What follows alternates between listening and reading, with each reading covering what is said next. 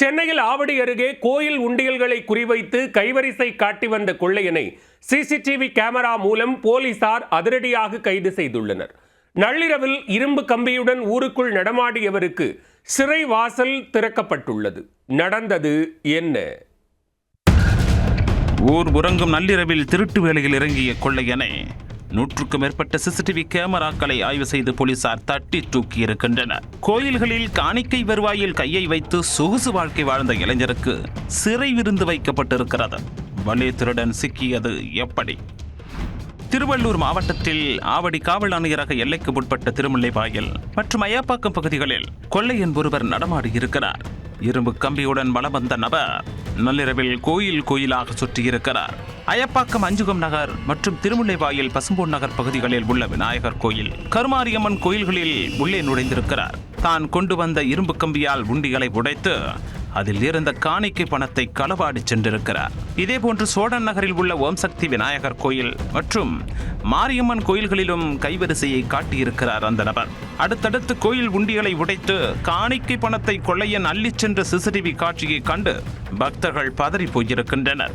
இது தொடர்பாக சம்பந்தப்பட்ட கோயில் நிர்வாகிகள் போலீசில் புகார் கொடுத்துள்ளனர். அதன் பேரில் வழக்கு பதிவு செய்த போலீசார் தனிப்படை அமைத்து விசாரணையை தொடங்கினர். 24 மணி நேரத்துக்குள் 100க்கும் மேற்பட்ட சிசிடிவி கேமரா காட்சிகளை ஆய்வு செய்து கொள்ளையனை போலீசார் சேசிங் செய்தனர். அதில் கொள்ளையில் ஈடுபட்டது சென்னை தியாகராய நகரைச் சேர்ந்த 25 வயதான சாஸ்தா என்பது தெரிய வந்தது. அவரை கைது செய்து காவல் நிலையத்திற்கு அழைத்து வந்த போலீசார் விசாரணையை தொடங்கினர். போலீசார் நடத்திய விசாரணையில் சொகுசு வாழ்க்கைக்கு ஆசைப்பட்டே இரவில் திருட்டு வேளையில் ஈடுபட்டது தெரிய வந்தது. மேலும் பெரிய அளவில் பிரச்சனை ஏற்படாது என்கிற எண்ணத்தில் கோயில் உண்டியல்களை குறிவைத்து கைவரிசை காட்டியதாகவும் கூறப்படுகிறது. இதையடுத்து அவர் மீது வழக்கு பதிவு செய்த போலீசார் நீதிமன்றத்தில் ஆஜர்படுத்தி சிறையில் அடைத்தனர். திருட்டுச் சம்பவத்தை அடுத்து திருமுல்லைவாயல் பகுதியில் போலீசார் இரவு ரோந்து பணியை தீவிரப்படுத்தியுள்ளனர்.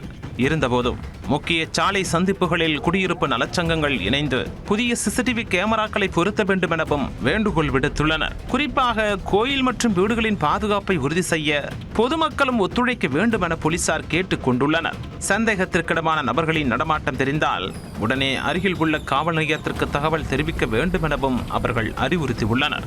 ஆவடி அருகே கோயில் உண்டியல்களை குறிவைத்து கைவரிசை காட்டி வந்த கொள்ளையனை சிசிடிவி கேமரா மூலம் 24 மணி நேரத்துக்குள் போலீசார் அதிரடியாக கைது செய்த சம்பவம் பரபரப்பை ஏற்படுத்தியிருக்கிறது.